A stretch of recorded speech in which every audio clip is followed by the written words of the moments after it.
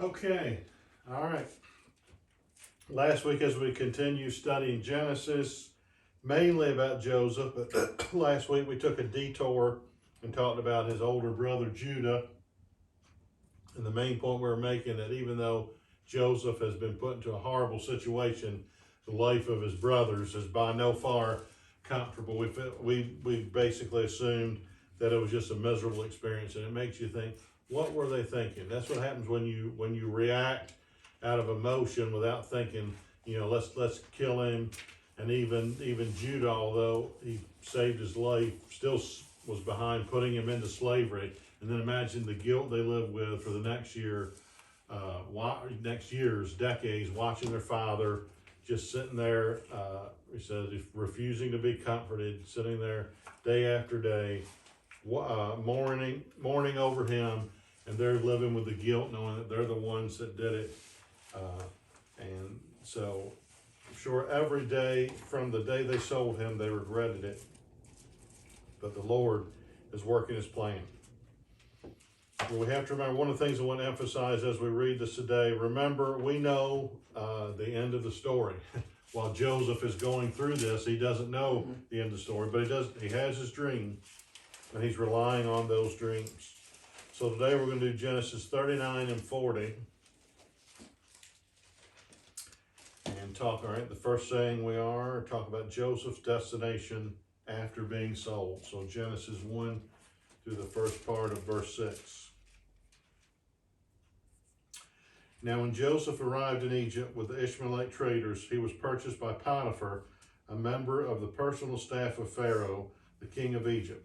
Potiphar was the captain of the palace guard. All right, we'll stop and say there one, once you're sold into slavery, who knows your destination? You might just work for some no name, just some person has a little bit of money. When you see the Lord's hand already working, He sends him to Potiphar, who has connection with Pharaoh himself. What translation are you using? New Living Translation.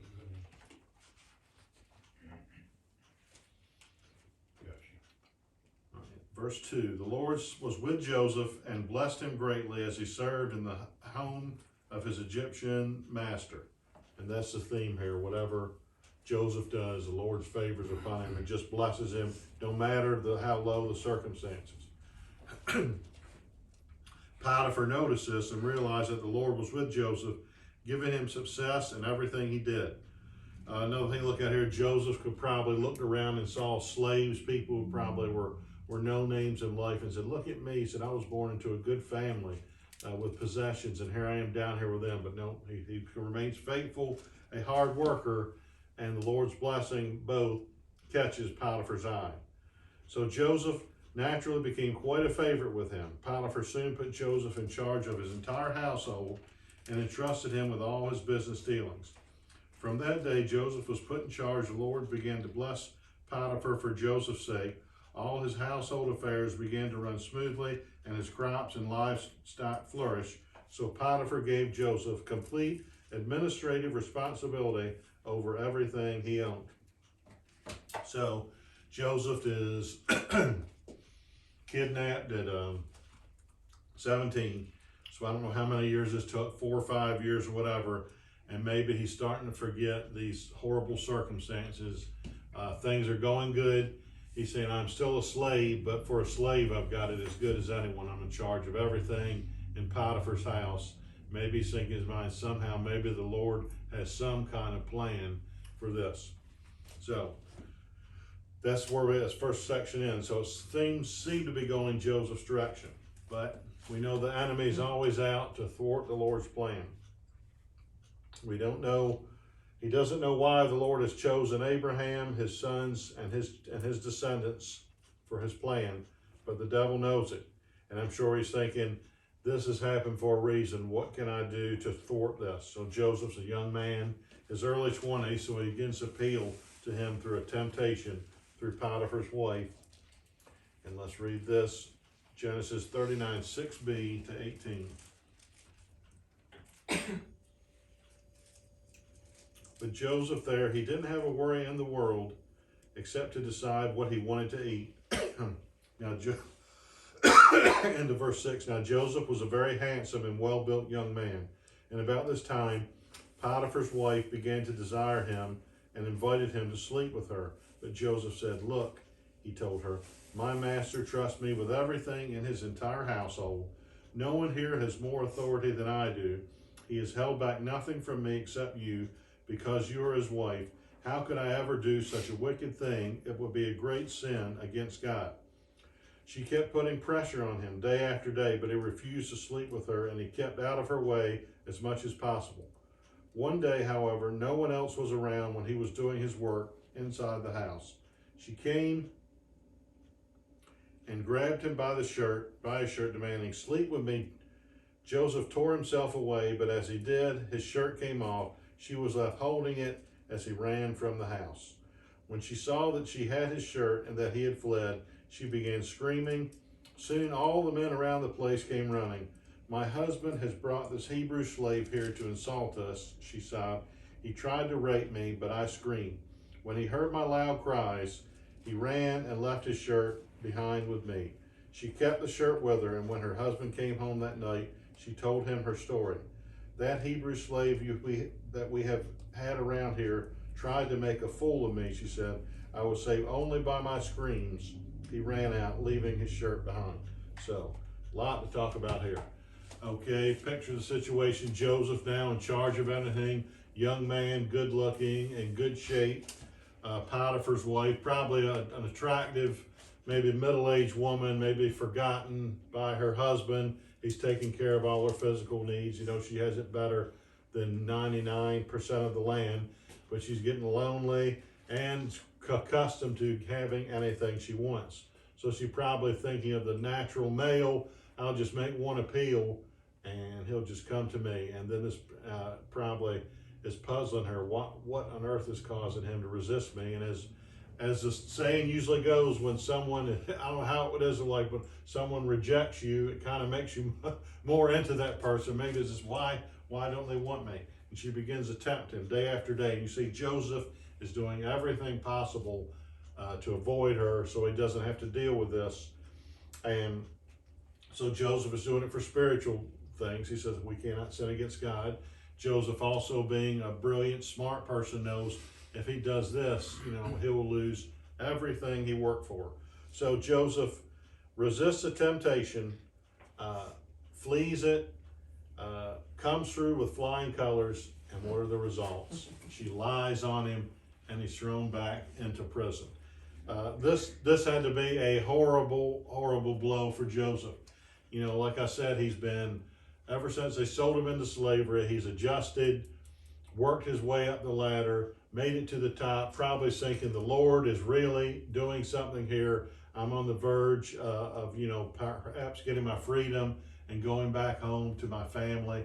And one of the movies about Joseph I saw one of the times while she was tempting him, I don't know if she found out his family background or not. She even said, "Oh, wouldn't your father be proud to see you now? You know, I have the power to make you be able to go back to him." I mean, so who knows if that was true? Now, anything, just all kinds of mental and physical and sexual temptation. He passes with flying colors. She lies on him, and he's back in jail.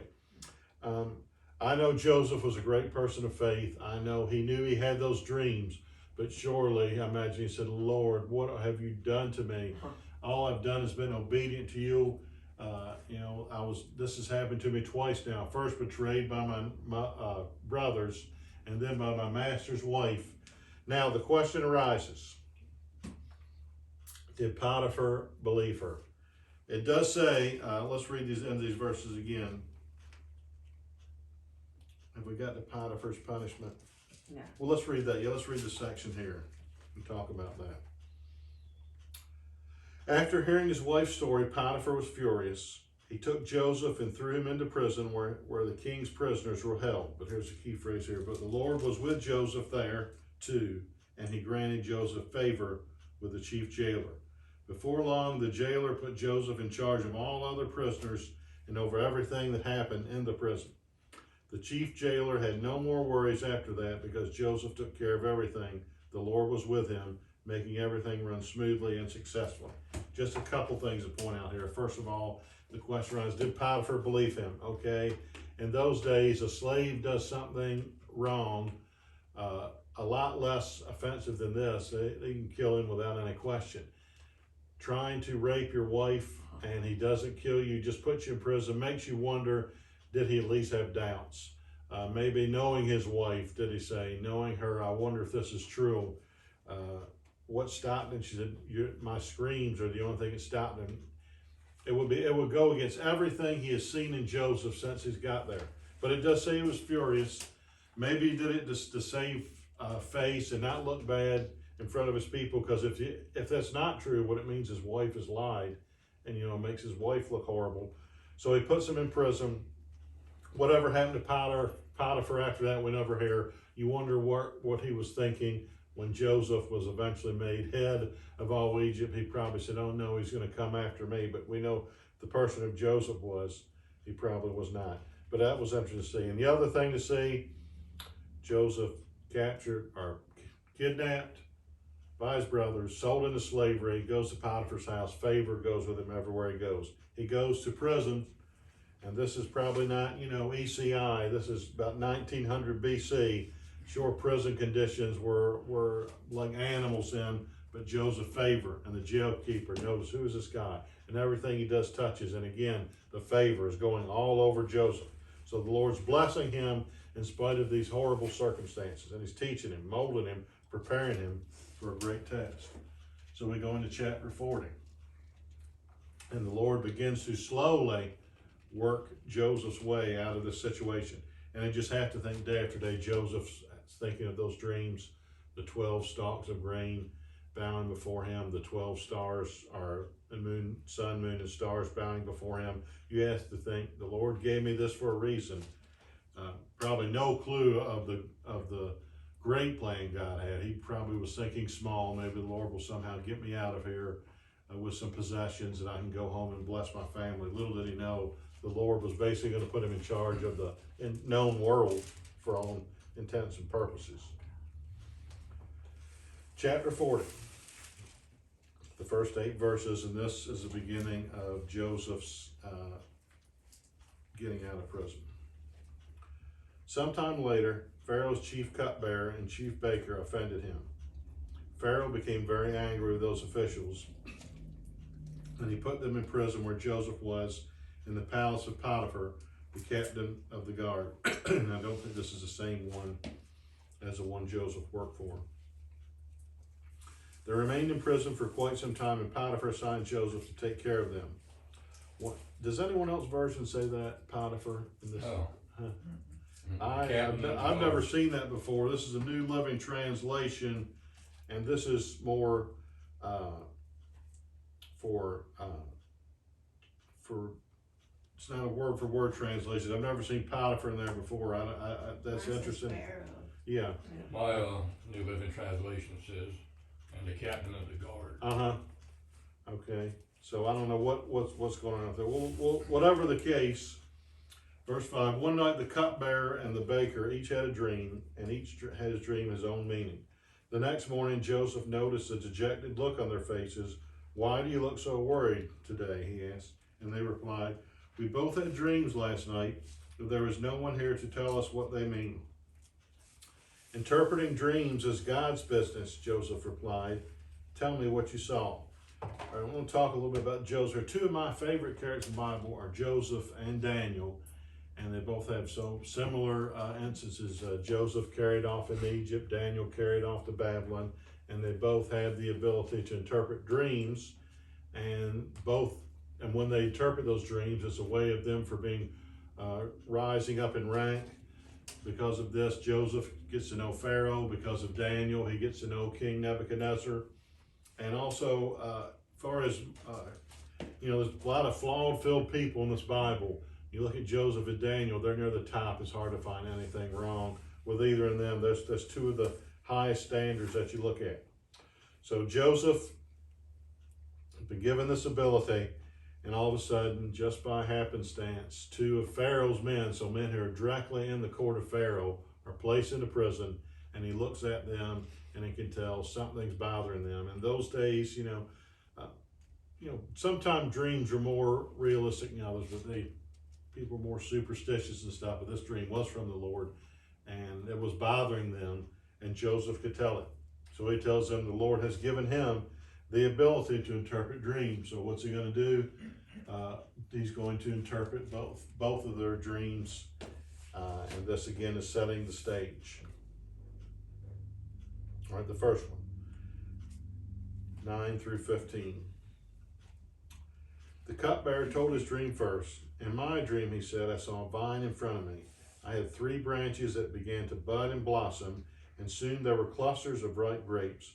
I was holding Pharaoh's wine cup in my hand, so I took the grapes and squeezed the juice into it. Then I placed the cup in Pharaoh's hand. Joseph goes, I know what the dream means, Joseph said. The 3 branches mean 3 days.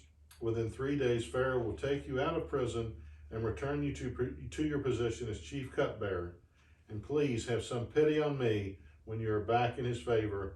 Mention me to Pharaoh and ask him to let me out of here, for I was kidnapped from my homeland, the land of the Hebrews, and now I'm here in jail, but I did nothing to deserve it. So, in spite of the fact that Joseph is doing as well as possible where he is, in spite of the fact, that he's got favor with the jailer, he still wants out of there. And Joseph still hasn't forgot, says, remember me. He talks about both of the horrible things that happened to him, how he was kidnapped and how he was placed in prison for something he didn't deserve. You ever, just thinking about going to prison, how horrible that must be. I guess the criminal mind thinks different, but maybe you've been sentenced, maybe you're home, it's your last day home and you're getting all your possessions ready, and you're going to drive up there, check everything out, and then behind bars locked, and you're there for who knows how long. Just imagine Joseph, and there are instances of people there and you didn't do anything, did nothing wrong in there, but that would make this incident even worse. That's where faith has to come in, that the Lord has a plan for you and that he's doing something here. So Joseph interprets his dream and, tells him, don't forget what happened to me. Now, I'm not here inappropriately. Maybe he's thinking this is his way out. Maybe Pharaoh can give him a part. And we'll continue reading. Okay. Verse 16. I think I should have broke this off in a different place.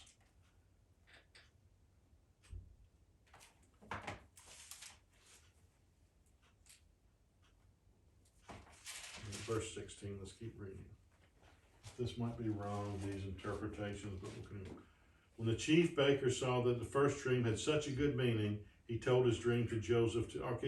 Does it mention here in this version that the cupbearer was restored to the king? I don't remember it saying it here. Not yet. Mine says it in 21. Okay, well, let's go to the second dream then. He interprets the second dream, 16 and 19. When the chief baker saw that the first dream had such a good meaning, he told his dream to Joseph too. In my dream, he said, there were 3 baskets of pastries on my head. In the top basket were all kinds of bakery goods for Pharaoh, but the birds came and ate them. Just listen to that dream compared to the first one. Your first initial response is, I don't think this is going to be as good as the cupbearers. But Joseph, a person of integrity and honesty, is going to tell him exactly the way it is. I'll tell you what it means, Joseph told him. The 3 basket means 3 days, so that's like the cupbearer as well. 3 days from now, Pharaoh will cut off your head and impale your body on a pole. Yeah, that's not good. Then birds will come peck away at your flesh. Can you imagine? The cupbearer is probably a little bit skeptic and say, this sounds good. Can you imagine this guy? He just goes over there and goes, I hope this is some crazy guy, some crazy Hebrew who doesn't know what he's talking about. So Joseph has interpreted both dreams, the cupbearer and Pharaoh. And we find out what are the results of this as we conclude chapter 40. Pharaoh's birthday came 3 days later, and he gave a banquet for all of his officials and household staff. He sent for his chief cupbearer and chief baker. So they're summoned to Pharaoh. Imagine both, one think optimistic and one scared to death. And they were brought to him from the prison. He then restored the chief cupbearer to his former position, but he sentenced the chief baker to be impaled on a pole, just as Joseph predicted. And before I read this last verse, Joseph accurately predicts the cupbearer, and it comes to pass. He accurately predicts the baker, it comes to pass. Joseph, so those, he interprets dreams. Joseph, this goes along with the two dreams Joseph also had of the stalks of grain and the stars, moon, sun, and stars bowing down before him. So the Lord has given him this gift. So he's been betrayed by his brothers, sold into slavery, risen up in the ranks in Potiphar's house, falsely accused, back into prison, sold in, again given favor, has this incident with the cupbearer and the baker. In Pharaoh's court, he's thinking, surely I'm out of here now. And this is my doorway to it. And here's the thing that if you're reading it for the first time, you're probably like, oh, what next? Pharaoh's cupbearer, however, promptly forgot all about Joseph, never giving him another thought.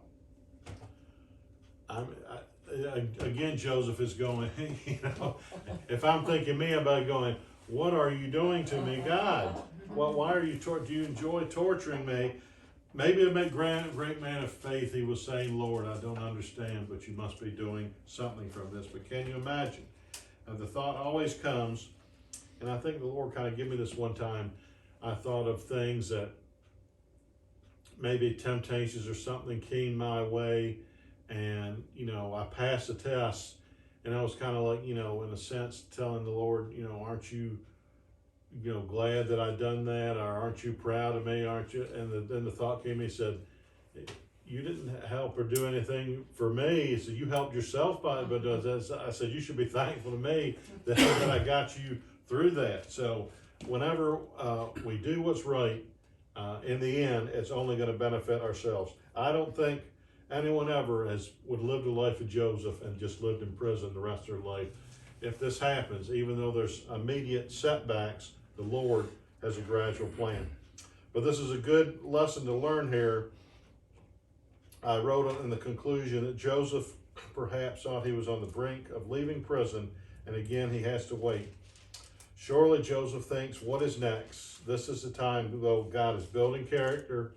He's preparing and making Joseph for the great task and greatness that lays ahead of him. Perhaps he had a life of ease his first 17 years, being his father's favorite, and he made his brothers do anything, and he had little responsibility, but now he's had great responsibility. He's learned how to run Potiphar's house. He's learned how to run the prison. So the Lord is giving him the opportunities to be prepared to leave a country, but now he's doing one more thing. He's forming him spiritually and learning him to give patience to how to wait, and we'll see he will need this patience to wait when his brothers come back to see him again. So even though this is very difficult, we have to remember Joseph was a great man of faith. I'm sure he had days, some days were better than others, but he just kept going, and that's what he have to do when we're waiting something for a long time. So Lord, I don't understand what you're doing, but give me patience to get through this. And I think we can pray, help me to get through this as quick as possible. And I think the better we learn our lesson, what the Lord's teaching us, the quicker we can get through that situation. All right. Well, I think I'm going to wrap it up with that. Does anyone have any other comments or About questions? how many years was this from the time he was sold to slavery to this, at the end of the chapter?